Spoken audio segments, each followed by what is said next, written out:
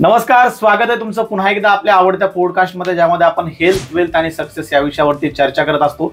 आणि आज आपण मूतखडा, थोडक्यात किडनी स्टोन या विषयावरती चर्चा करणार आहोत. आणि नेहमीप्रमाणे चर्चेसाठी आपल्यासोबत आहेत डॉक्टर कासर सरांसोबत आपण मूतखडा या विषयावरती सविस्तर अशी चर्चा करणार आहोत. मूतखडा संदर्भातील आपले जे काही प्रश्न असतील, सुरुवातीलाच आपल्याला सूचना असेल की कमेंट बॉक्समध्ये आपण कमेंट करून आपल्या जे काही समस्या प्रश्न असतील ते आम्हाला कमेंट करा, जेणेकरून येणाऱ्या पुढच्या पॉडकास्टमध्ये कव्हर करण्याचा आपण प्रयत्न करू.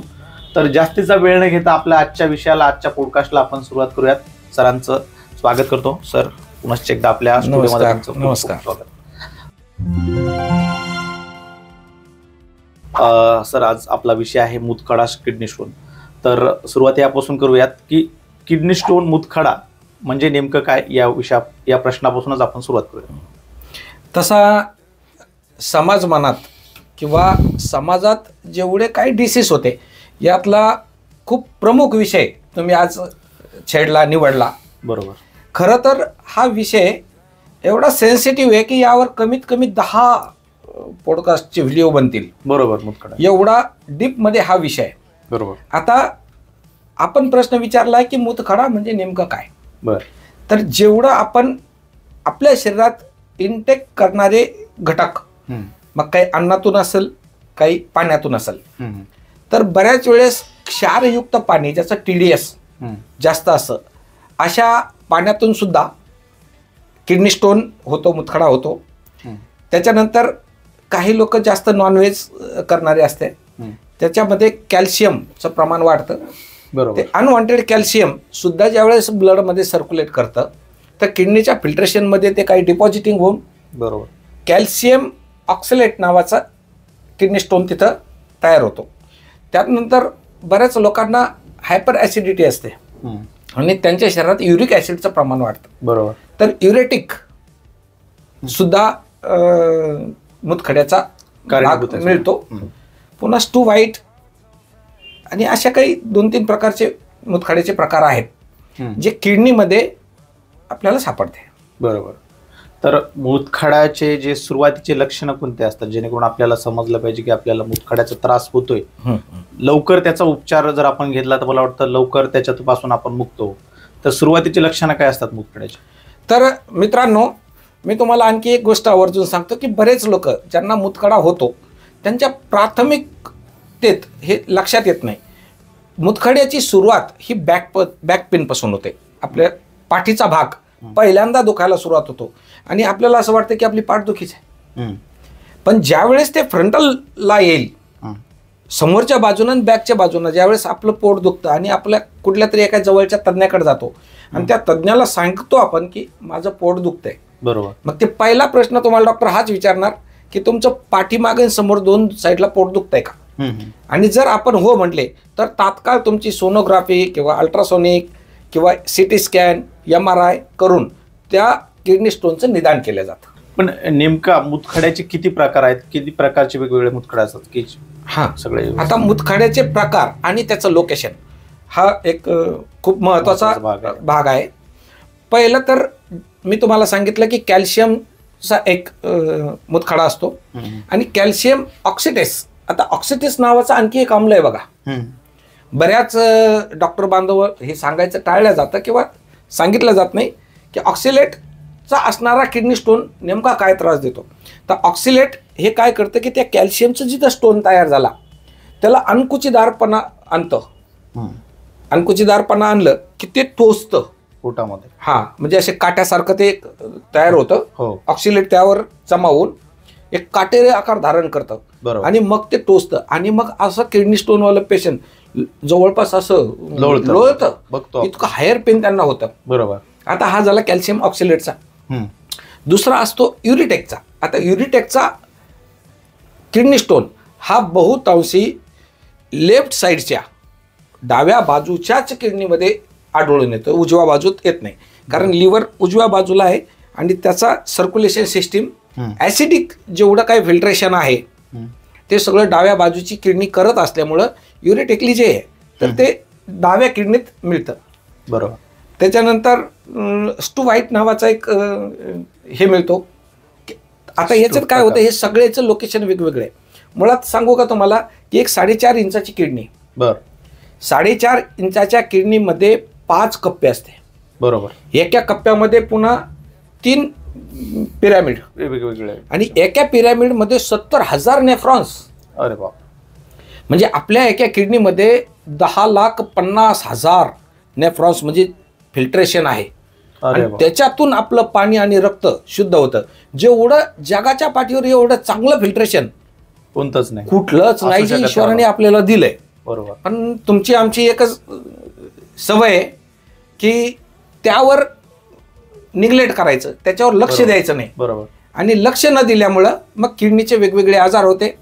तर मी तुम्हाला दादा आता सांगितलंय की किमान 10 व्हिडिओ बनतील.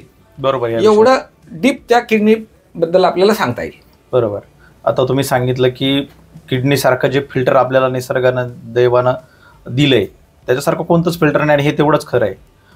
तर हे याच्यामध्ये जी बिघाड होती, तर याच्या कोणते कारण आहेत की कोणत्या गोष्टी आपल्याकडून चुका होतात आणि हे होऊ नये याच्यासाठी, म्हणजे मूतखड्याचा त्रास आपल्याला होऊ नये यासाठी कोणत्या प्रिकॉशन घेतल्या पाहिजेत, हां, कोणत्या गोष्टी टाळल्या पाहिजेत? मूतखडा कधीही 3, 4, 5 mm आतमध्ये असेल तर तुम्हाला त्रासदायक ठरत नाही किंवा ते बरोबर.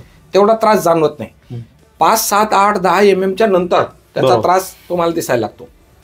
पण जर तुम्ही व्हेजिटेरियन सोबत नॉन व्हेजिटेरियन असाल किंवा व्हेजिटेरियनमध्ये तुम्हाला पालक, टमाटे आणि पनीर अशा काही गोष्टी आवडत असतील तर टमाट्यात सगळ्यात जास्त ऑक्सिलेट असतं. बर.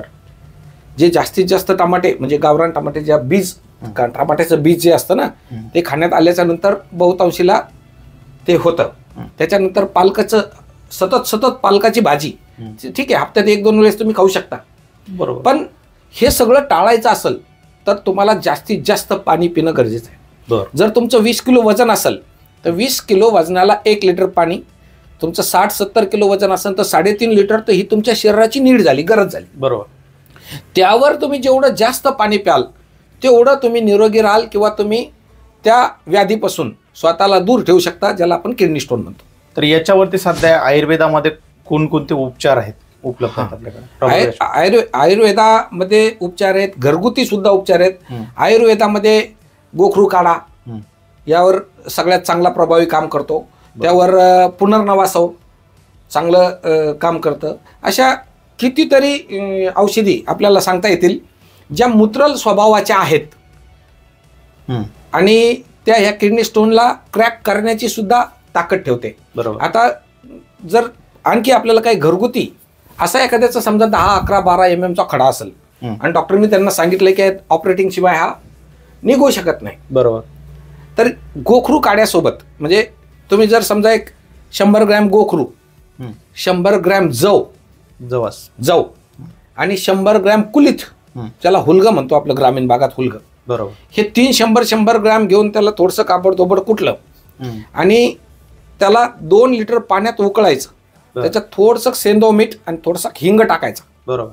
आणि ते गाळून, आता सध्या तर आपण जे हे बनवतो हे उन्हाळे आहे, तर हे सकाळी आणि संध्याकाळी एक 20-20, 30-30 ml जर तुम्ही घ्यायला सुरुवात केली तर कितीही भयंकर म्हणजे कॅल्शियम ऑक्सिलेटचा जरी खडा असेल, इव्हन तर आयुर्वेदात किंवा काही तज्ञ असं सांगतात की हिरा आहे ना, हिरा, डायमंडला फोडण्याची ताकद ह्या काड्यामध्ये आहे. बर. म्हणजे तुम्ही कसलाही खडा त्याच्यात टाकून पहा, तुम्ही एका पॉटमध्ये ते पाणी घेऊन त्याच्यात जरी टाकलं ना तो खडा विघळून जातो. एवढी ताकद ह्या औषधात आहे. पण हे उष्ण स्वभावाचे आहेत. कुठल्याही डॉक्टरच्या देखरेखी खालीच तुम्ही हे करावं अशी मी तुम्हाला रिक्वेस्ट करेल. बरोबर. मनाने ह्या गोष्टी करू नका. बरोबर. किंवा एखाद्या आपल्या प्रेक्षकांना हे औषधी जर रेडीमेड मागवायचं असेल तर ते आपल्याकडे उपलब्ध आहे का? आपल्याकडेही उपलब्ध आहे किंवा काही पतंजली सारखे जे मोठाले स्टोअर आहेत त्यांच्याकडेही असं चूर्ण तुम्हाला मिळतं. आता ते तुम्ही तिथूनही घेऊ शकता, काय अडचण नाही. फक्त किंवा तुम्हाला जर रेडीमेड वेळेस कुठल्या तरी डॉक्टरच्या, तुमच्या जवळच्या डॉक्टरच्या सल्ल्याने किंवा त्यांच्या देखरेखीखाली घ्यावं असं मी तुम्हाला आग्रहाने विनंती करेल. नक्कीच. तर हे सगळे झाले सर मूतखड्याबद्दल, आपण त्याची लक्षणं, कारणं सांगितली आणि त्याचा आयुर्वेदिक उपचार सांगितले. मात्र हे होऊच नाही याच्यासाठी काय प्रिकॉशन्स ते आपण त्याच्यावरही चर्चा केली. पण कटाक्षाने अशा कोणती वस्तू आहेत ज्या आपण जर टाळल्या खाण्यामध्ये असतील किंवा अशा काही गोष्टी आपल्या दिनचर्यामध्ये तर मुतखडा परत होणारच नाही, याच्यासाठी काय काळजी घेतली पाहिजे? मुतखडा होणारच नाही यासाठी पहिल्यांदा तर तुम्हाला सांगितलं की तुमच्या शरीरात जास्तीत जास्त पाणी आवश्यक आहे. तुमच्या शरीरात जर तुम्ही व्हिटॅमिन D3 घेत नसाल तर कॅल्शियम युक्त ज्या काही गोष्टी आहेत त्या कमी कराव्यात किंवा टाळाव्यात. बरोबर. तुमच्या बॉडीचं कॅल्शियम अनवॉन्टेड कॅल्शियम बॉडीमध्ये फिरलं तरी मुतखडा होतो. हायर प्रोटीन जर तुम्ही इंटेक केलं तरी मुतखडा होतो. किंवा क्षारयुक्त पाणी आता त्याचं जसं TDS वाढलेलं आहे, बरोबर, त्याच्याने सुद्धा मुतखडा होतो. तर वारंवार आपण जे पाणी पितो तर आपलं सगळ्यात मोठं प्रिकॉशन काय घ्यायचं आहे की आपण ज्यावेळेस बाथरूमला किंवा युरिनला जातो तर त्याचा रंग कसा, बरोबर, हे चेक करणं हे तर आपल्या हातात आहे ना. आपण स्वतः शकता. बरोबर. जर तुमच्या युरिनमध्ये कुठल्याही कारणाव्यतिरिक्त पिवळसरपणा येत असेल तर दुसऱ्या तासात तुम्ही पाणी जास्त वाढवा. जसं पाणी पेले तसं युरिन फ्रेश त्याच कलरचं पाण्यासारखं झालं तर निश्चिंतरा तुम्हाला किडनी स्टोन होणार नाही. बरोबर. तर हे सगळ्यात मोठं किडनी स्टोन होऊच नाही हे आपल्या हातात आहे आणि आपण ते प्रत्येक 2 तासाला 3 तासाला 4 तासाला चेक करू शकतो. इतकं सोपं आहे. नक्कीच.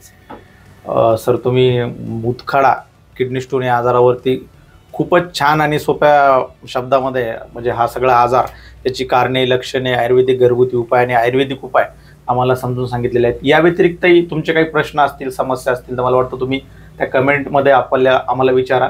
पुढील पॉडकास्टमध्ये आपण या आपल्या प्रश्नांना उत्तरं देण्याचा प्रयत्न नक्की करू. आज जवळपास बेसिक सर्व काही माहिती कव्हर करण्याचा प्रयत्न आपण यामध्ये केलेला आहे सर. तुम्ही खूप छान अशी माहिती मुतखडा या संदर्भात आम्हाला दिली. बाकी आपल्याला ही माहिती आणि हा पॉडकास्ट कसा वाटला याबद्दलच्या तुमचे मत, तुमच्या प्रतिक्रिया आम्हाला कमेंट बॉक्समध्ये नक्की कळवा. आणि चॅनलवर नवीन असाल, अजूनपर्यंत चॅनल सबस्क्राईब केलं नसेल तर चॅनलला लगोलग सबस्क्राईब करा. त्यानंतर समोर बेल आयकॉन येते तिलाही प्रेस करा जेणेकरून येणाऱ्या प्रत्येक पॉडकास्टचं व्हिडिओचं नोटिफिकेशन तुम्हाला मिळत राहील. आज या ठिकाणी थांबतो. पुन्हा भेटू नवीन व्हिडिओमध्ये, नवीन पॉडकास्टमध्ये एका वेगळ्या विषयासह. धन्यवाद. नमस्कार.